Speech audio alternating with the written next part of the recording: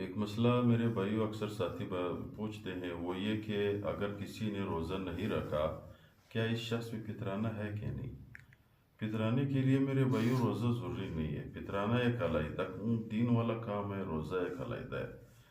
اگر کسی نے روزہ نہیں رکھا ہو پھر بھی اس پہ فطرانہ واجب ہے، مرد ہو، عورت ہو، بالغ ہو، نابالغ ہو، بچہ ہو، بچی ہو، صرف مسلمان ہونا اس کے لیے شرط ہے۔ ایک یہ دوسرا مسئلہ یہ اکثر ساتھی پوچھتے ہیں کہ بھئی اگر عورت کو روزے کے دوران ماہواری آئی تو کیا اس کی روزہ باقی رہتا ہے کہ نہیں رہتا؟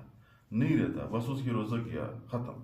تو وہ عورت کھا بھی سکتی ہے، پی بھی سکتی ہے، صرف یہ احتیاط کرے کہ وہ عورت اور لوگوں کے سامنے نہ کھائے تاکہ ان لوگوں کے روزے میں خلل نہ ہو یا ان کو مسئلہ نہ ہو۔ بعض لوگ ایسے ہے کہ وہ کوئی چیز دوسرا کھانے پہ دیکھ لے تو اس کو مسئلہ ہوتا ہے، تو علیحدہ چھپ کے کھانا بھی کھا لے اور پانی بھی پی لے۔